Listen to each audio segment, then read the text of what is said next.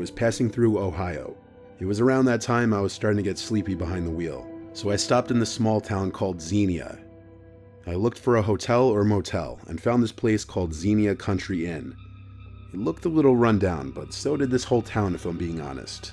Plus, all I needed was a night's sleep. Nothing fancy, so I parked in the lot and went to the little front office, which was in the front corner of one of the 2 buildings to the motel. There was an old man sitting there reading the paper. It was hot in there, and there was a loud buzzing sound from his tabletop fan. I asked for a room, and the man finally looked up from his paper without greeting me and said 65. I assumed he meant $65 for the room, so I handed him my credit card. I asked if it's possible to get a corner room, and he simply said no. The customer service here was clearly not something included in the price. The man handed me this old-fashioned key on an otherwise blank key ring. They still didn't use key cards at this place. I walked across the parking lot to my room. The door was actually hard to unlock. I had to shimmy the key a little just to get it to finally turn. Before walking in, I looked around the lot, and there were only 2 other cars in the parking lot. It was a ghost town. I stepped into the room, and it smelled like a mix of cotton and vomit. I wondered if I should go back and ask for a different room, but I realized by the look of this place, all the rooms probably smelt.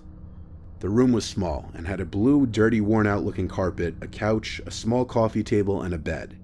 I shut the door and tried to lock it, but I was having trouble. More trouble than I did unlocking it. After about 30 seconds of shimmying and almost popping a blood vessel trying to unlock it, I felt I may have broken it. But when I tried opening the door, it wouldn't open. So even though the door wasn't fully locked, as long as the door wouldn't open, that's all that mattered, I figured. I crawled up in the bed, and I heard all the old springs squeaking as my weight pushed into the mattress and the bed frame. I tried putting on the TV, but of course the remote didn't work. So I just crawled under the covers and tried to go to sleep. Then it happened. I nearly jumped out of my own skin when there was one loud thump at the window. I looked at the guy standing outside of it, and he started talking, sounding all hurt and in need of help. He was saying, "Hey, please let me in, I hurt myself bad, I need help." And he definitely saw me in that bed. I yelled back to go to the front desk. He wouldn't stop though. There was no way I was opening that door. I had a feeling he was acting and this was a trap. Eventually, after ignoring him for long enough, he left. I turned to check and confirm, and he was gone. I hadn't realized how truly unsafe this area was. I had to get up and check the lock on the door just to be safe and make sure the door wouldn't open. I gave the door a couple good pulls and it didn't open. I then closed the curtains in front of the 2 windows so that he couldn't come back and look in at me again. That shook me up a bit, but the nerves calmed within half an hour, and I was able to fall into a half sleep not too long after. I started having this weird dream where I was in a closed supermarket running from the manager who was chasing me, and at some point during the dream, these clicking sounds started taking over, to the point that my whole dream shifted to incorporate these sounds, and then with that, I was awake. The room was cold for some reason. Then I looked down and realized the blanket was pulled off of me. I sat up to pull it back over me, but then I saw at the foot of the bed, there was this tall figure looming over me. Before I could scream, he went shh and told me not to move. He told me he wouldn't hurt me if I didn't make any movements or sounds. Then he asked me where my wallet was. I told him in my jeans pocket on the floor. All I saw was this figure towering over me in the bed, moving away from the foot of the bed to my jeans on the floor. I heard him rustling with the jeans, digging through the pocket until he found it. Then he asked what else I had in there. I was just taking a road trip. With that, he didn't say another word and left. I ran to try and relock the door as soon as he left, having the same trouble as earlier. I then called the police, but they were of no immediate assistance. We went to the guy at the front desk, who played back the video footage caught. However, the guy who entered the room was wearing a face mask and a hat, hiding all of his features. I got my money back and left. Thank God I didn't have much cash in my wallet. I canceled all my cards and slept in my car. I learned my lesson, never to stop at a sketchy motel.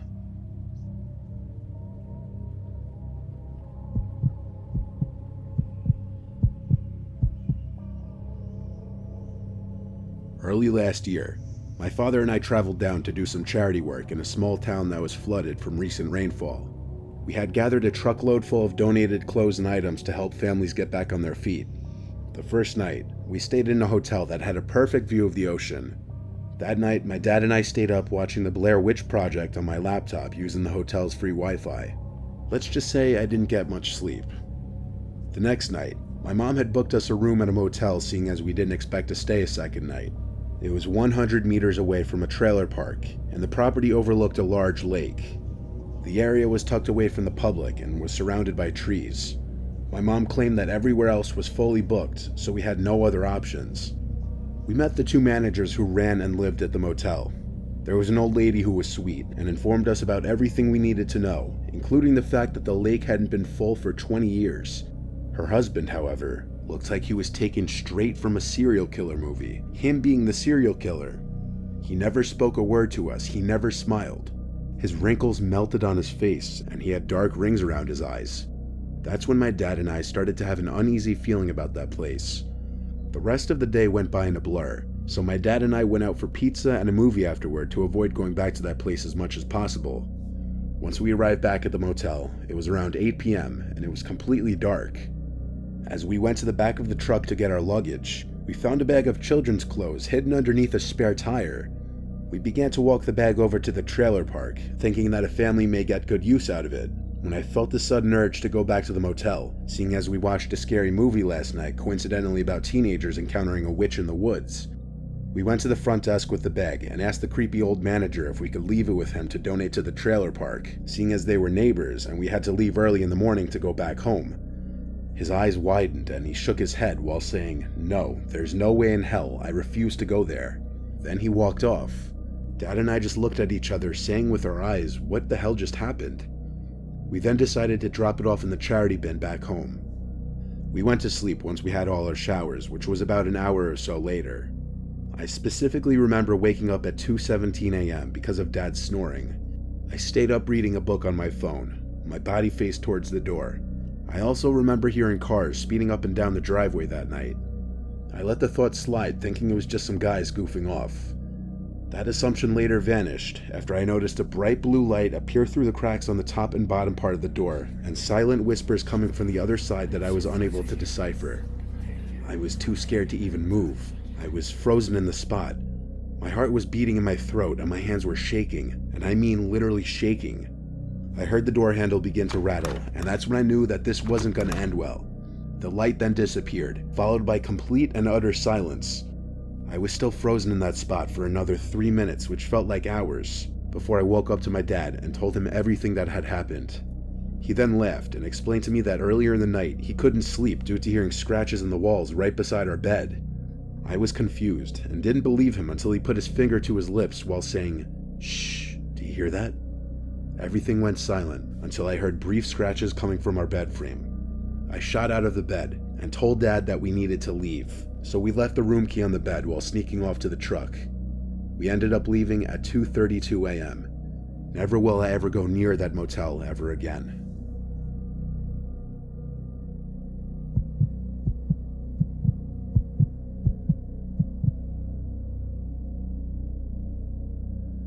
Long story short, my ex-girlfriend and I had a pretty explosive relationship and we didn't get along very often. We were on this weekend trip in the mountains just to go sightseeing and hiking because we thought it would be good for us.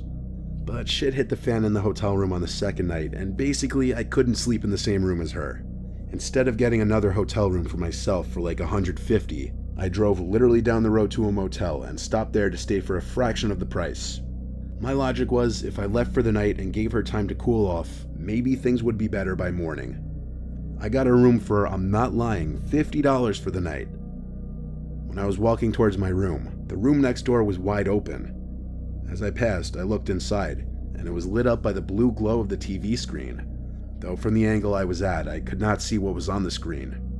I didn't see anyone inside, but then again, I didn't stop to look like a weirdo. I proceeded to my room. It was a modest, normal-looking motel room for the price. Just a queen-size bed with a typical tacky floral bed cover, a TV, and a sofa. I wasn't really tired, so I just laid with the TV on and played games on my phone for a while. There was some weird noise from what I thought was coming from the TV, so I turned it off, but the noise persisted. It wasn't the TV. So I got up and listened, and realized it was coming from the room next door.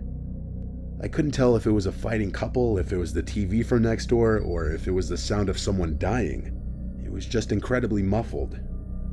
At this point, I had nothing else to do but to try and go to sleep. But then there was a banging on the wall separating the two rooms. I got up and went closer to the wall, and it happened again. It was without a doubt someone on the other side pounding on it with their fist. Why were they doing this? I can't say I wasn't a little freaked out, but I had to just be a man and confront them. I went over next door. Surprisingly, the door to the room was still open and the TV was still on, but there was no sound. I knocked on the open door, asking if there was a problem or if someone needed help. There was no response. I could even see that the bathroom door was open and the light was off.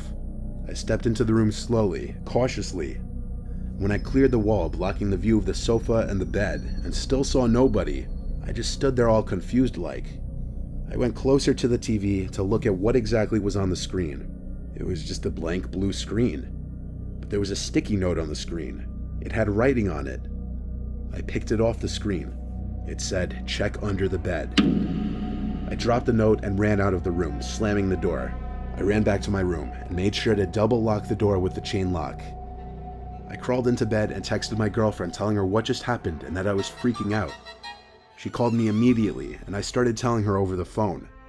As I was mid-explaining it, there were more bangs on the motel room wall. She heard it clearly because I put it on speaker. I started freaking out, and she told me to run to my car or to the front desk. I chose to run to the front desk so I could get my money back. I told the guy at the front desk that he should go to the room next to mine and kick the person out, but he looked at me and laughed and said that there was no one staying on either side of that room. He seemed to know immediately that they were both vacant. I told him he needs to check it out and that I needed my money back. So he went with me with the key to the room in his hand and unlocked the door. But now the TV was off and the room was dark. He walked inside and checked under the bed as the note had said. Even the post-it note that I dropped on the floor was gone. He refused to refund me, but it was $50. I didn't care. I left and went back to the hotel to my girlfriend and was glad to hug her and sleep in the same bed as her. I don't know what I witnessed in that motel room. I don't know who or what was under that bed, and I don't want to know.